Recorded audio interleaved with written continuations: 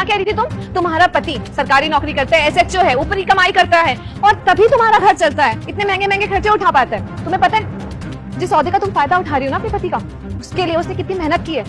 प्रण लिया है कि लोगों के लिए काम करेंगे, ईमानदारी से काम करेंगे, जिसका तुम गलत फायदा उठा रही हो। Sorry ma'am.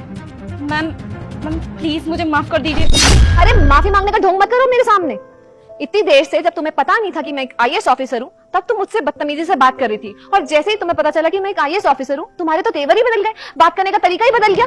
तुम इंसान को उसके ओहदे से जज करती हो। अभी तुमने मुझसे क्या बोला था कि तुम ये मेरा ठेला उठवा के यहाँ से फेंक दोगी। तुमने कई लोगों के बिजनेसेस बंद करवाए हैं।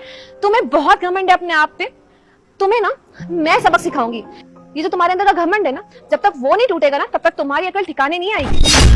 Ma'am I am really sorry, मुझे नहीं पता था मैम कि आप आईएएस ऑफिसर हैं। अगर मुझे पता होता तो कभी आपके साथ बदतमीजी नहीं करती मैम। और मैम जो कुछ भी बोला मैंने आपसे, वो मेरी गलती थी। आप प्लीज इसकी सजा मेरे हस्बैंड को मत देना मैम। तुम्हारी इस हरकत की सजा ना तुम्हारे पति को मिलेगी।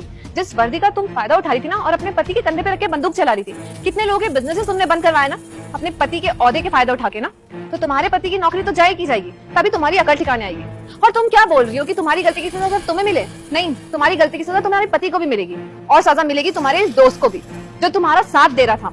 ये भी नहीं सोच रहा था कि वो किसी लड़की से बदतमीजी से बात कर रहा है, जो कि सरासर गलत है। तुम्हें पता है, तुम जैसे पढ़े लिखे बदतमीज लोगों की वजह से ना बाकी सारे पढ़े लिखे लोग भी बदनाम है, क्योंकि लोगों को लगता है पढ़ लिख जाने के बाद ना वो अपनी तमीज भूल जाते हैं, संस्कार भूल जाते हैं। लेकिन ऐसा नहीं होता। तुम मुझे ही देख लो, मैं अपनी संस्कृति और सभ्यता को अभी तक साथ लेके चलती हूँ। एक आईएएस ऑफिसर हूँ, लेकिन मुझे पता है किसी से कैसे बात करनी है, और ना ही मैंने कभी भी अपने ओहदे का गलत फायदा उठाया। और तुम खुद को देखो, कुछ भी नहीं हो। तुम्हारा पति एसएचओ है और तुम उसके दम पे ही कितने सारे लोगों की जिंदगी बर्बाद कर रही हो। तुम सोचना भी मत कि तुम्हें माफी मिलेगी, तुम्हें बहुत बड़ी सजा मिलेगी इस चीज के लिए, तभी तुम्हारी अकल ठिकाने आएगी। चलो। जी मैम।